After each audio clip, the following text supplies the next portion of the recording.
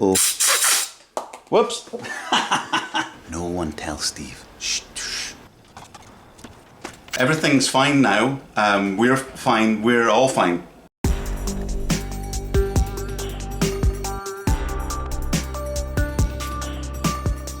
Okay, welcome to part 2 of episode 5.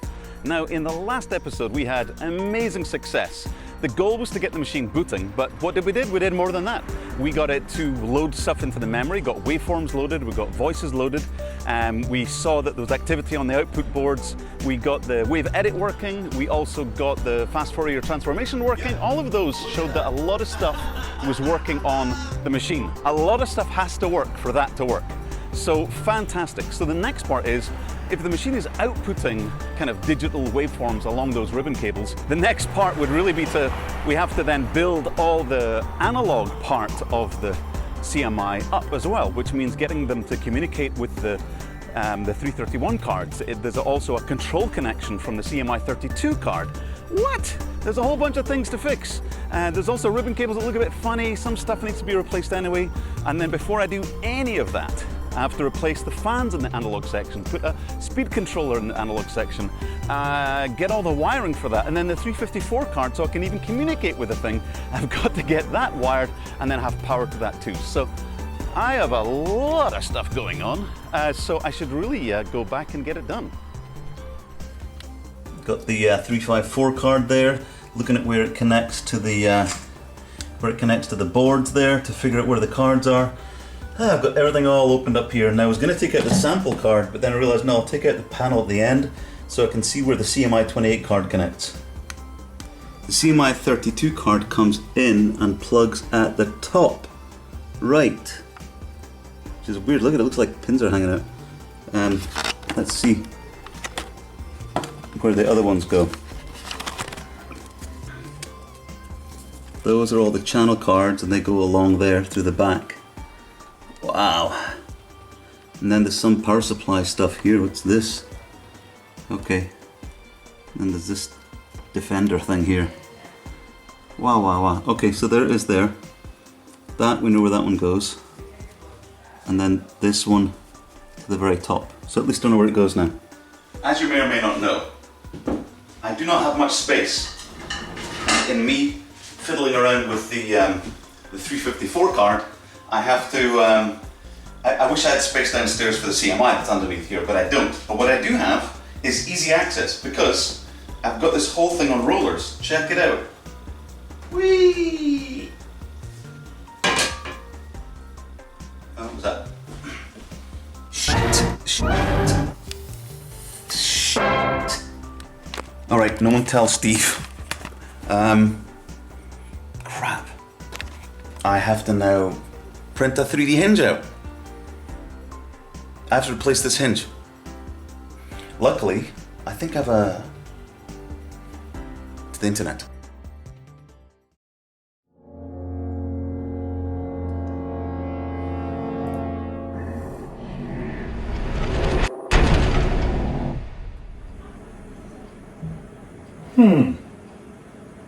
Let me call Chris. So I found a hinge part on the internet, so I can print it out and... damn it. It's Steve. Hi. Hey Chris, how you doing? Oh, everything's under control here. Everything's fine. Situation normal. I was just thinking about my Fairlight. How's it doing? Oh, she's fine. Everything's fine now. We're fine. We're all fine. Thank you. How are you? Good. Can I take a look at her on FaceTime? FaceTime? Sure.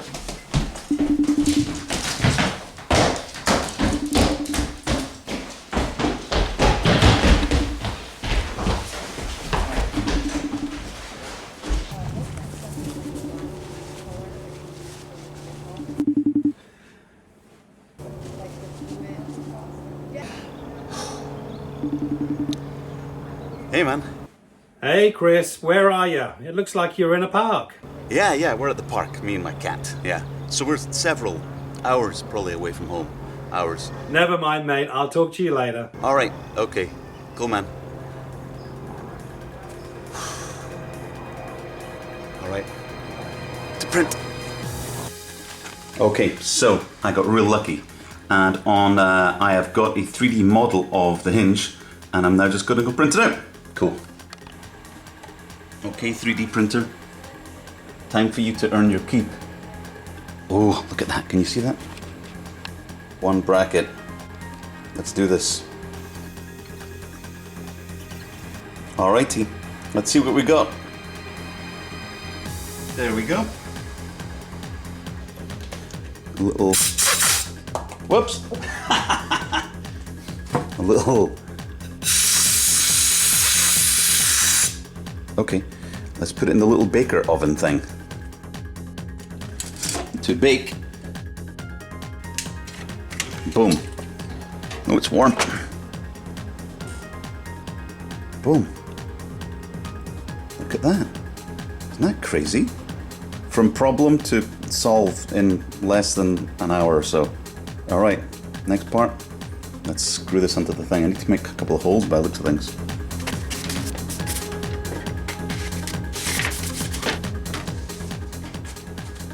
It's a Fairlight front panel here. Okay, so there's the broken part. Here is the replacement. Look at that. And then I drill these holes. Again, no one tell Steve. Shh, shh. Our secret. No one needs to know.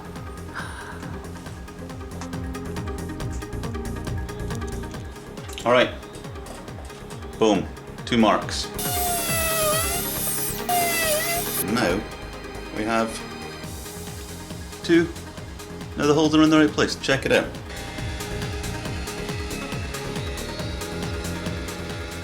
I've just realised something. Don't have to loosen these to get them back on. These things will meet soon. Look at that. Doesn't that look like it should be there? All of a sudden, Steve's Fairlight has no front cover. Let's see if it even goes in. Jesus. Does it have enough play to do this? It does. All right. Are you seeing this?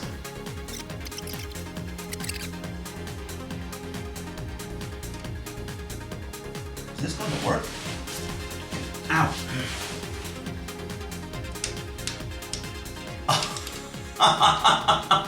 You gotta be joking, check it out. First time. Wow. That's bonkers. I don't think I've ever had anything. All right, the rest of the days, something's gonna explode. No, I'm not gonna invite any of that bad energy, Chris. Okay, Steve, it's fine. Look, see? Right, back to work. All right, in a weird way, it's actually really good that this has happened because it forced me to figure out and 3D print the lower hinges, which I'm going to need on my machine if it ever works. And then on top of that, I have also now had to go ahead and look into the top brackets, the top hinge clicky parts, which keep the lid in. So, which is what didn't happen on Steve. So I'm going to make sure these ones work. All right, don't run me over, cars. Okay, figuring out this 354 card should have been easy, but it wasn't. I got help from Peter to figure out what goes where, but even with help, it still took me a while to figure out what cable goes where.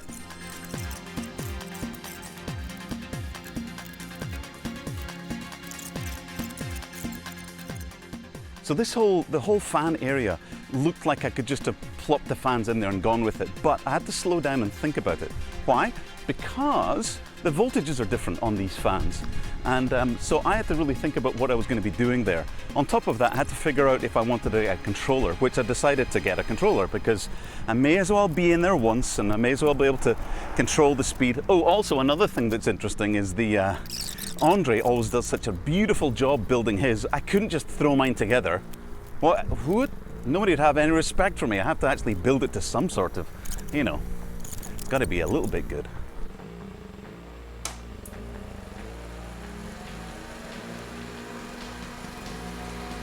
Great, perfect. The SMPSU also has 2 smaller fans, so let's replace them too.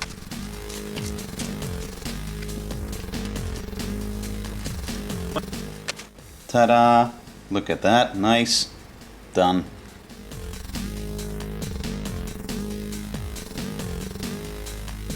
Alright, we've removed the old fans and installed the new controller. Now we've got to mount that bad boy and do it properly, add the terminal block. And we've also got to figure out where this 354 card might have been installed in a real machine, as it were. Okay, so we've removed all the old fans and all the old stuff in there. And now we've got the speed controller, but now I need to mount it. So now I've realized I can mount it on the back of the PSU lid, as it were. It'll fit nicely there. And then add the little terminal blocks and the whole thing. So the speed controller isn't technically needed, but it has blue lights. So that's basically it. No, it's actually quite handy to be able to have all the fans run off the same controller, off the same voltage, and be able to have some sort of control over the speed so that it's not so noisy. All the fans are working now. Everything's nice, and it's nice just to tidy it all up and make it as nice as it can be before moving on. Okay, so I've got the fans mounted, I've got the speed controller mounted with its little thingies, I've got a little zip tie thing here that I'll be able to hold it down. I'm waiting on the connectors. I've got some fan connectors coming, so I'm waiting on those, and I'll wire those in. I've got a little terminal block coming too. So in between that, I realize I've got to mount this board somewhere. And I know that in the end, this is all going to get replaced. Peter's recommended that I really change out all of this to an analog one, but for now I'm just going to do it, but I have to get it working. So I'm thinking this needs to sit up like here. That would work, a bit tight. That might be better. Put two holes here and hold it up there, actually that is better. I guess that's the way I'm going to do it. So I'll drill the holes in here, or figure out the best way to orientate this around, and then we'll go from there.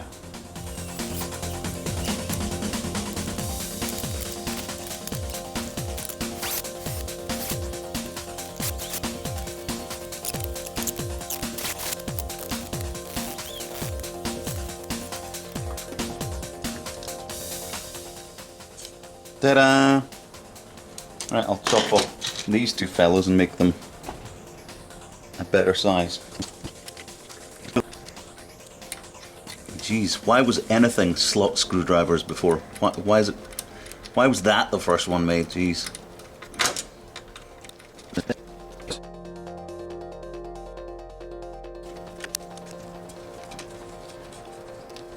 Ta-da! Perfect.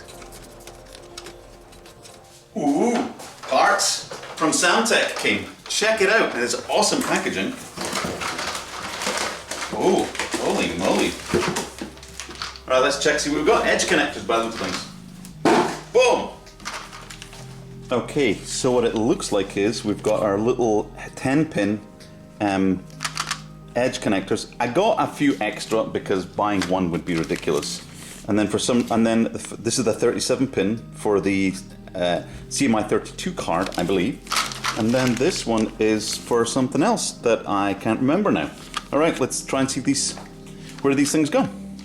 Right, this is a perfect example of a little knowledge is a dangerous thing. So here's a 34-pin connector. Here's a 34-pin locking IDC connector, thinking it should fit, but they're of a different type of binding, not at the end here, so it's a little wider, and so it's the right pin distance and all of those things. What it isn't is the edges are different, so it literally just doesn't fit. So what I need to do is literally shave off a little bit there and there, which of course nothing bad will happen because of that. Alrighty, more deliveries, more things. Let's see what we got here. Aha! Ribbon cable. Perfect. This is for the CMI 32 card.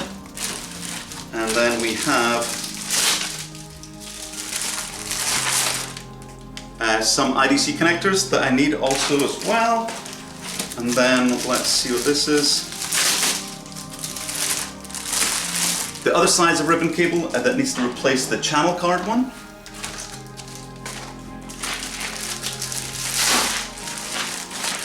And ooh, yeah! These are my little like my little fan connectors for the analog cage. Make some nice little neat things. Fantastic.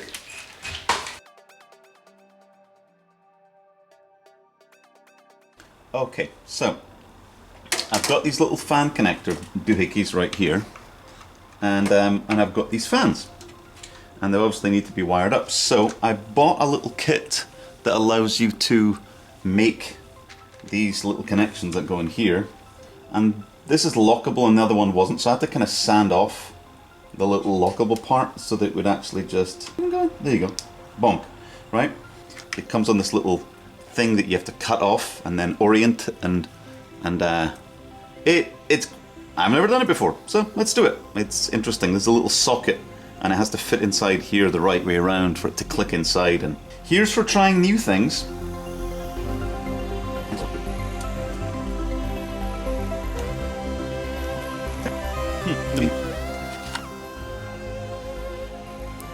I think, and indeed it clicked.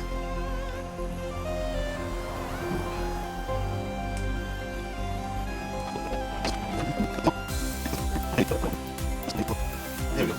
Plugged in much nicer too. Good. Okay, let's rinse and repeat for this side.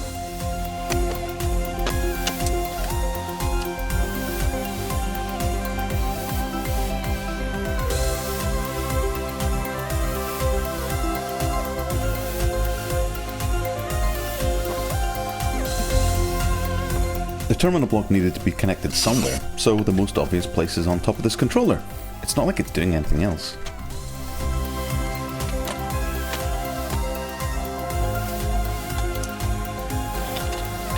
Ooh. And I've just got those turned down. Turn those. I put them up full blast. Now you can hear them. Those two guys. I just turn them down just a little bit. Like that. Boom.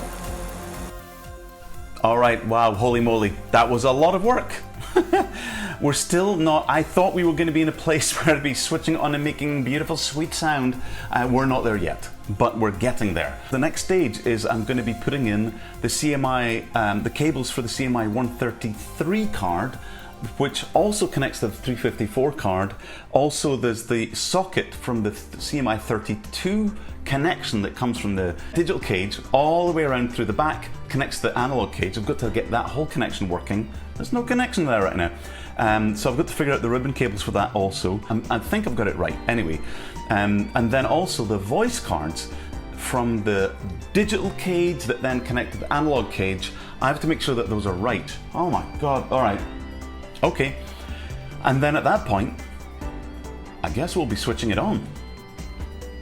Yep, that's next, as long as we get all this stuff done. Okay, until the next one, we'll see you. You're gonna be okay. Just be a little bit caffeinated. Calmly walk.